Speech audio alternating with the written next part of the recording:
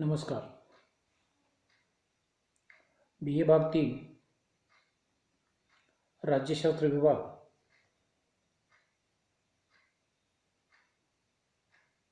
राज्यशास्त्र या विषयाच्या असलेल्या 5 पेपरमधील आपण पेपर नंबर 10 तुलनात्मक राजकारण या विषयाचा अभ्यास करीत आहोत. तुलनात्मक राजकारण या पेपरमधील पहिला टॉपिक तुलनात्मक राजकारणाचे स्वरूप व्याप्ती. त्यामधील दुसरा भाग आहे तुलनात्मक राजकारणाचा रचनात्मक कार्यवाही दृष्टिकोन. तसेच तिसरा त्यामधील भाग आहे तुलनात्मक राजकारणाचा व्यवस्थावादी दृष्टिकोन आणि त्यामधील चौथा भाग आहे तुलनात्मक राजकारणाचा मार्क्सवादी दृष्टिकोन. अशा पद्धतीने आपण यापूर्वी तुलनात्मक राजकारण या पेपरमधील पहिला टॉपिक पूर्ण केलेला आहे. तसेच या पेपरमधील आपण दुसरा टॉपिक सुरू केला होता, त्यामध्ये राज्यघटनावाद, त्यामधील राज्यघटनावादाचा अर्थ व व्याख्या पूर्ण करून आपण यामधील दुसरा मुद्दा पाहतोय इंग्लंडमधील राज्यघटनावाद. इंग्लंडमध्ये राज्यघटनावादाचे स्वरूप कशा प्रकारचे आहे याची आपण माहिती घेऊन इंग्लंडच्या राज्यघटनेची वैशिष्ट्ये आपण पाहतोय. यापूर्वी इंग्लंडच्या राज्यघटनेची जी वैशिष्ट्ये पाहिली आहेत ती म्हणजे अलिखित राज्यघटना,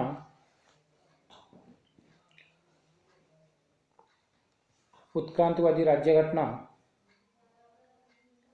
परिवर्तनीय राज्यघटना, मर्यादित राजेशाही, संसदीय शासन पद्धती, सिद्धांत आणि व्यवहार यामधील तफावत, संसदेचे सार्वभौमत्व, एकात्म स्वरूपाची व्यवस्था किंवा एकात्म स्वरूपाची राज्यघटना आणि कायद्याचे राज्य या वेगवेगळ्या वैशिष्ट्यांचा यापूर्वी आपण माहिती घेतलेली आहे.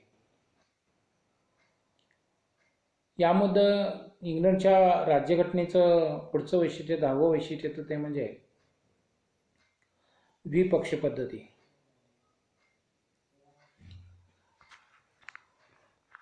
इंग्लंडमध्ये द्विपक्ष पद्धती स्वीकारलेली दिसून येते. अर्थात राजकीय पक्ष पद्धतीचे वर्णन एक पक्ष पद्धती, द्विपक्ष पद्धती आणि बहुपक्ष पद्धती असं केलं जातं. यामध्ये इंग्लंड आणि अमेरिकेचा जर विचार केला तर या दोन्ही देशांच्या मध्ये द्विपक्ष पद्धती स्वीकारलेली दिसून येते. इंग्लंडमध्ये 17व्या शतकापासून द्विपक्ष पद्धती सुरुवात झालेली आहे. वैभवशाली क्रांतीमध्ये व्हिग पक्षाने टोरी पक्षावर विजय मिळवला आणि त्यानंतर लिबरल व कॉन्झर्वेटिव्ह पक्षांचे राजकारण सुरू झाले. औद्योगिक क्रांतीनंतर इंग्लंडमध्ये मजूर पक्षाचा उदय झाला आणि हुजूर आणि मजूर पक्षाचे राजकारण सुरू झाले. आज इंग्लंडमध्ये हुजूर आणि मजूर हे दोन पक्ष शक्तिशाली व प्रभावी पक्ष म्हणून ओळखले जातात. जरी उदारमतवादी पक्षासारखा पक्ष अस्तित्वात असला तरीसुद्धा त्याचे फारसा प्रभाव इंग्लंडच्या राजकारणावरती पडताना दिसून येत नाही. आणि त्यामुळं इंग्लंडचे राजकारण हे द्विपक्षाचे असल्यामुळं ते इंग्लंडच्या राज्यघटनेचं द्विपक्ष पद्धती असं वैशिष्ट्य निर्माण झालेलं आहे. इंग्लंडची द्विपक्षी पद्धती हे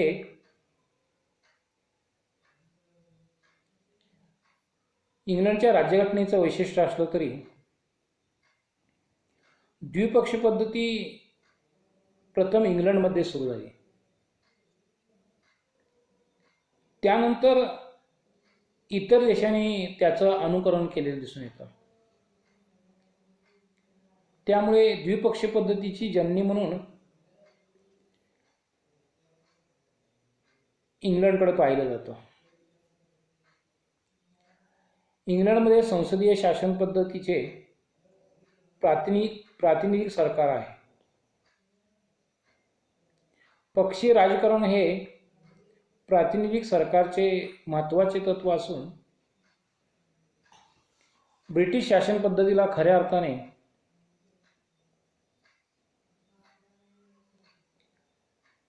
ते लागू पडतं. इंग्लंडच्या राज्यघटनेची पाहणी पक्षपद्धतीने सुरू होऊन ती पक्षपद्धतीने संपते असे डॉक्टर जेनिंग्ज यांनी मत व्यक्त केलेलं आहे. इंग्लंडची द्विपक्षीय पद्धती ब्रिटिश जनतेने स्वीकारलेली आहे. निवडणुका, मतदान, प्रतिनिधित्व या सर्व गोष्टी ब्रिटिशांनी मान्य केलेल्या आहेत. द्विपक्ष पद्धतीमुळे लोकमताचे खरेखुरे प्रतिबिंब कायदेमंडळातून मिळते. जनतेच्या संमतीतून आणि टीकेतून म्हणजेच सत्तारूढ पक्ष व विरोधी पक्ष यांच्यामार्फत राज्यकारभार चाललेला दिसून येतो. परंतु इंग्लंडमध्ये पक्षनिष्ठा, पक्षाभिमान या गोष्टींना अत्यंत महत्त्वपूर्ण स्थान दिलं जातं. त्यामुळे पक्षांतरचे प्रमाण अत्यंत अल्प स्वरूपाचं दिसून येतं. परिणामतः इंग्लंडची द्विपक्षीय पद्धती स्थिर व यशस्वी झालेली दिसून येते. यानंतर इंग्लंडच्या राज्यघटनेचं 11 वैशिष्ट्य सांगता येईल ते म्हणजे मूलभूत अधिकारांचा समावेश नाही. ज्याप्रमाणे अमेरिकन राज्यघटना ही जगातील पहिली लिखित राज्यघटना मानली जाते, या राज्यघटनेमध्ये 1791ला ज्या पहिल्या 10 घटना दुरुस्त्या करून नागरिकांच्या मूलभूत हक्कांचा समावेश अमेरिकेच्या राज्यघटनेत करण्यात आला. किंबहुना भारतीय राज्यघटना निर्माण करतानाच भारतीय राज्यघटनेच्या कलम 12 ते 35 मध्ये नागरिकांच्या मूलभूत हक्कांचा समावेश राज्यघटनेत करण्यात आला. त्यामुळे जगातील बहुतेक सर्व राज्यघटनात नागरिकांच्या मूलभूत हक्कांची तरतूद राज्यघटनेमध्ये केलेली दिसून येते. परंतु ब्रिटिश राज्यघटना त्याला अपवाद आहे.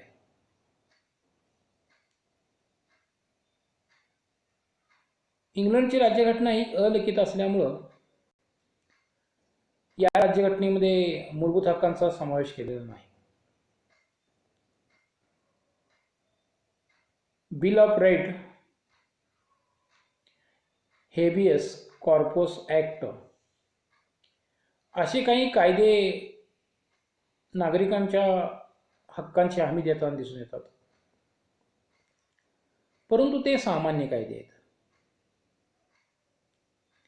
ब्रिटिश पार्लमेंट त्या कायद्यात केव्हाही बदल करू शकते. इतर देशांच्या राज्यघटनेमध्ये नागरिकांच्या मूलभूत हक्कांची ज्याप्रमाणे तरतूद करून त्यास खास संरक्षणाची हमी दिलेली आहे, तशा प्रकारे ब्रिटिश राज्यघटनेत नागरिकांच्या मूलभूत हक्कांची तरतूद केलेली नाही. असं जरी असलं तरी सुद्धा ब्रिटिश राज्यघटनेत मूलभूत हक्कांचा अभाव आहे याचा अर्थ असा नव्हे की ब्रिटिश लोकांना हक्कच नाहीत. वास्तविक ब्रिटिश लोकांना सर्व प्रकारचे हक्क आहेत.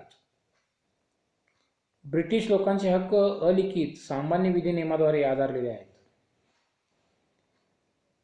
ते पार्लमेंटने केलेल्या कायदे एवढे प्रभावी असल्यामुळे सरकारकडून त्याचा भंग होत नाही. राजकीय प्रथांच्या पालनाप्रमाणेच नागरिकांच्या हक्कांचे पालन व संरक्षण अधिक काळजीपूर्वक केले जाते.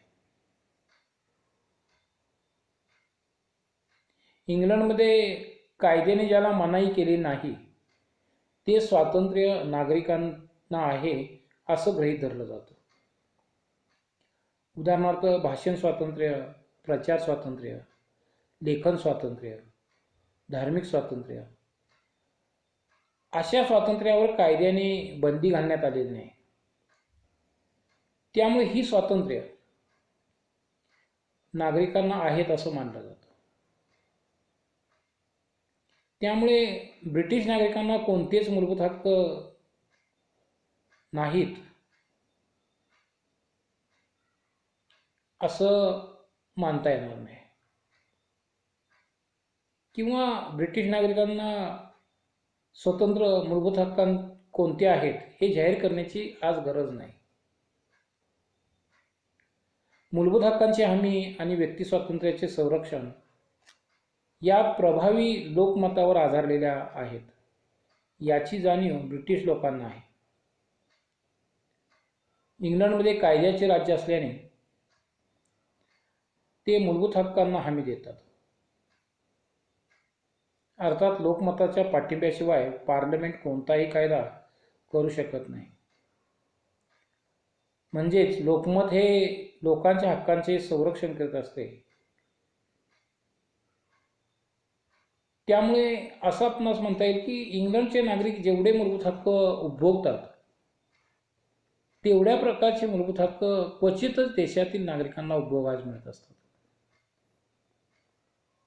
एकंदरीत इंग्लंडमध्ये सामान्य कायदा, कायद्याचे अधिराज्य, जागरूक लोकमत याद्वारे नागरिकांच्या मूलभूत हक्कांचे संरक्षण व संवर्धन केलं जातं असं आपणास म्हणता येईल. यानंतर इंग्लंडच्या राज्यघटनेचं पुढील जे वैशिष्ट्य आहे ते म्हणजे न्यायाधीश निर्मित राज्यघटना.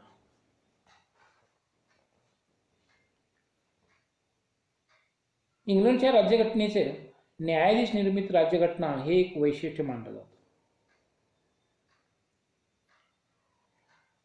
न्यायाधीशांनी वेळोवेळी दिलेल्या निर्णयापासून राज्यघटनेचा काही भाग तयार झालेला आहे. इंग्लंडमधील नागरिक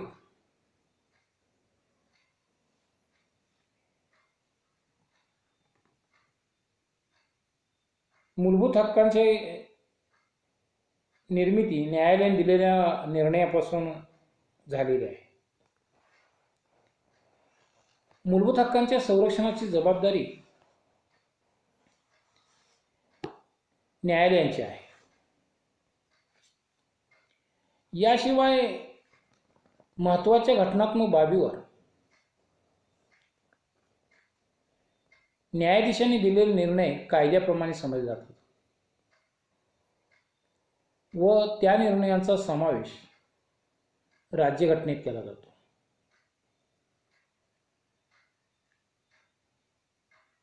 त्या निर्णयांचा समावेश राज्यघटनेत होत असल्याने न्यायाधीशांनी दिलेल्या निर्णयापासून राज्यघटनेचा काही मर्यादित लिखित भाग तयार झालेला आहे. जरी इंग्लंडची राज्यघटना ही अलिखित मानली जात असली तरी सुद्धा पार्लमेंटने केलेले कायदे असतील, न्यायाधीशांचे निर्णय असतील, हा भाग इंग्लंडच्या राज्यघटनेचा लिखित भाग मानला जातो. अशाच पद्धतीने न्यायाधीशांनी दिलेले निर्णय हे लिखित भाग असल्यामुळे इंग्लंडच्या राज्यघटनेचे एक वैशिष्ट्य म्हणून न्यायाधीश निर्मित राज्यघटना असं एक केलं जातं. त्याचप्रमाणे पुढचं वैशिष्ट्य म्हणजे सहिष्णुतेची वृत्तत्व. डॉक्टर जेनिंग्ज यांच्या मते इंग्लंडच्या राज्यघटनेचे एक महत्त्वाचे वैशिष्ट्य म्हणजे सहिष्णुतेचे तत्व. ब्रिटिश लोकांच्या मध्ये सहिष्णु वृत्ती आढळून येते. परस्परांच्या विचारांचा आदर करणे, जाणीवपूर्वक मतमतांचा समन्वय साधणे म्हणजेच सहिष्णु वृत्ती होय. ब्रिटिश जनता ही परंपराप्रिय जनता आहे. अनियंत्रित राजेशाहीपासून संसदीय लोकशाहीकडे वाटचाल करताना अनेक प्रकारचे विचार प्रवाह, संघर्ष निर्माण झाले. परंतु ब्रिटिश जनतेने शांततेच्या सनदशीर मार्गाने सहिष्णु वृत्तीने जुळवून घेतल्याचे आपल्याला दिसून येते. राजा ही संस्था मान्य करून मर्यादित राजेशाहीतून संसदीय लोकशाही निर्माण केली. उमरावराचे अधिकार हळूहळू कमी करून त्याचे अस्तित्व टिकवून धरलेले आहे व उमराव सभागृहाचे अधिकार हाऊस ऑफ कॉमन्स या सभागृहाला दिलेले आहेत. अशा प्रकारे भिन्न विचार प्रवाह त्यामधून समन्वय साधून प्रचलित पद्धती अस्तित्वात इंग्लंडमध्ये आलेले दिसून येते. औद्योगिक क्रांतीनंतर नव्या विचारसरणीचा मजूर पक्ष सत्तेवर आला. त्यामुळे पूर्वीच्या पारंपरिक राजकीय संस्था, राजा, राजपद, उमराव सभागृह आणि प्रथा परंपरा नष्ट करण्यात येतील अशी शंका निर्माण झाली होती. परंतु मजूर पक्षाने राजकीय प्रथा परंपरा यांची काळजीपूर्वक पालन केले. आपल्या सहिष्णु वृत्तीतून त्यांनी उमराव ग्रह, राजपद, राजकीय संकेत यांचा आदर राखला. अर्थात त्यांचा प्रचलित राज्यकारभारावर कोणताही परिणाम किंवा कोणताही विरोध होत नव्हता. मजूर पक्षाने जी ध्येयधोरणे राबवली ती हुजूर पक्षाने सत्तेवर आल्यावर रद्द केली नाहीत. उलट सहिष्णु वृत्तीने ती राबवण्याचा प्रयत्न केलेला दिसून येतो. याच पद्धतीने पुढचे जे वैशिष्ट्य इंग्लंडच्या राज्यघटनेचे सांगितले जातं ते म्हणजे इंग्लंडमध्ये आनुवंशिकतेचे तत्व स्वीकारलेले आहे. आज 20व्या शतकात इंग्लंडची संसदीय लोकशाही शासन पद्धती आदर्श पद्धती म्हणून ओळखली जाते. बहुतेक सर्व संसदीय शासन पद्धती असणाऱ्या देशांनी इंग्लंडच्या शासन पद्धतीचे अनुकरण केलेले आहे. इंग्लंडमधील संसदीय शासन पद्धती असली तरी तेथे लोकशाहीशी विसंगत असणाऱ्या काही राजकीय संस्था अस्तित्वात आहेत. ब्रिटिश लोकांनी आपल्या सनातनी व रूढी परंपराप्रिय स्वभावानुसार राजपद, उमराव सभागृह या संस्था जोपासलेल्या आहेत. या संस्थांच्या त्या संबंधाच्या प्रथा, परंपरा, आनुवंशिक वारसा जतन केलेला दिसून येतो.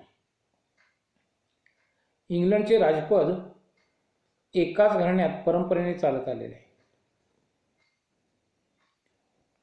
उमरावचा मुलगा उमराव होतो ही प्रथा पिढ्यानपिढ्या ब्रिटिशांनी जोपासली आहे. ब्रिटिश लोकांची राजाविषयीची निष्ठा अपार आहे, म्हणून त्यांनी मर्यादित राजेशाहीच्या नावाखाली राजपद टिकवून ठेवलेले आहे. त्याचबरोबर तेथे संसदीय शासन पद्धतीही यशस्वी झालेली आहे.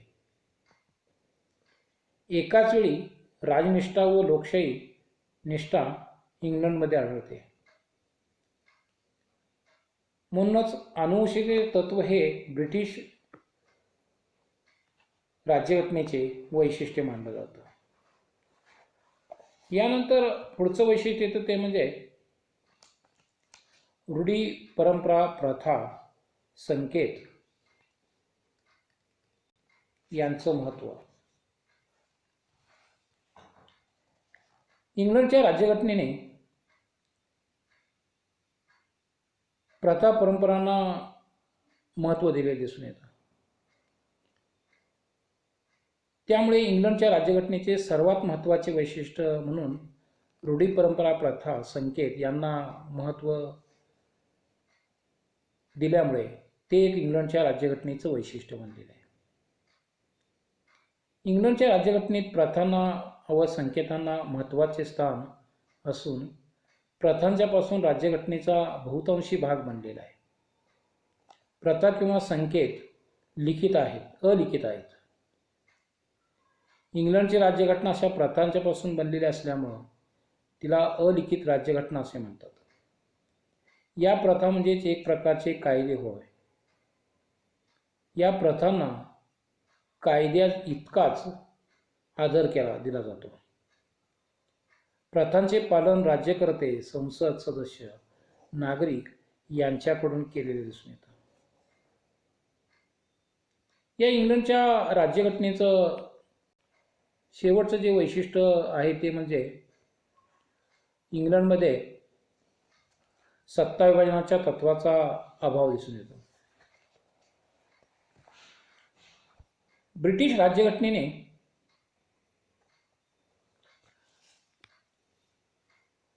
एकात्म शासन पद्धतीचा स्वीकार केला असल्याने अमेरिकेप्रमाणे राज्याची सत्ता केंद्र सरकार व घटकराज्य सरकार यांच्यामध्ये विभागलेली नाही. संपूर्ण राज्याची सत्ता मध्यवर्ती सरकारकडे एकवटलेली आहे.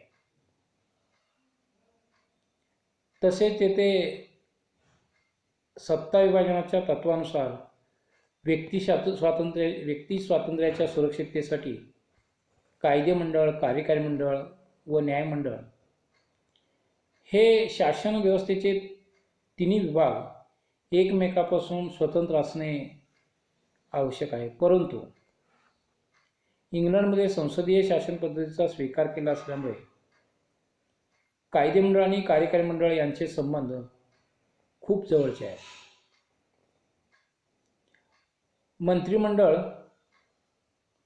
कायदे मंडळास जबाबदार राहून कार्य करते. तसेच मंत्रिमंडळातील सर्व सदस्य कायदे मंडळाचे सदस्य असतात. मात्र इंग्लंडचे न्यायमंडळ हे इतर दोन्ही विभागापासून स्वतंत्र आहे. मंत्रिमंडळ व कायदे मंडळ या दोन्ही विभागांच्या परस्पर संबंधामुळे व एकात्म शासन पद्धतीमुळे इंग्लंडमध्ये सत्ता विभाजनाच्या तत्वाचा अवलंब किंवा अभाव असल्याचे दिसून येते. वरील सर्व वैशिष्ट्यांचा विचार करता ब्रिटिश राज्यघटना एक जगात आदर्श राज्यघटना म्हणून मानले जाते. आज 14 शतके इंग्लंडच्या राज्यघटनेचा विकास होत आलेला आहे. अनियंत्रित राजेशाहीतून संसदीय लोकशाहीकडे वाटचाल इंग्लंडच्या राज्यघटनेने केलेली आहे. अशी वाटचाल करत असताना इंग्लंडमध्ये प्रथा परंपरा यांचं महत्त्व आजही टिकवून ठेवले दिसून येते. तसंच तेथे अनुवंशिकच्या तत्वानुसार परंपरेनुसार राजा किंवा राणी आपल्या पदावर असलेलं दिसून येतं आणि ते ब्रिटिश जनतेला अभिमानास्पद वाटतं. अशा प्रकारे ब्रिटिश राज्यघटना एक आदर्श राज्यघटना म्हणून आज अस्तित्वात असलेली दिसून येते. प्रथा परंपरांच्या आधारे त्या ठिकाणी इंग्लंडच्या राज्यघटनेला महत्त्व दिलं जातं. इंग्लंडमध्ये 99.5% लोक सुशिक्षित साक्षर आहेत. तेथील आदर्श मतदार लोकशाही तत्वांचा आदर करतात. स्वातंत्र्य, समता, बंधुता या तत्वांचे आचरण करताना दिसून येतात. त्यामुळे प्रभावी राजकीय पक्ष आणि जागृत जनता यामुळे इंग्लंडची शासन पद्धती स्थिर व यशस्वी झाल्याचे आपल्याला दिसून येते. अशा प्रकारे आपल्याला राज्यघटनावाद या भागामधील इंग्लंडचा राज्यघटनावाद आणि इंग्लंडच्या राज्यघटनेची वैशिष्ट्ये यांचा सविस्तर माहिती आपल्याला घेता येते. या ठिकाणी अजून अमेरिकन राज्यघटनावादाचा माहिती आपण पुढच्या तासाला घेणार आहोत. या ठिकाणी थांबतोय. थँक्यू.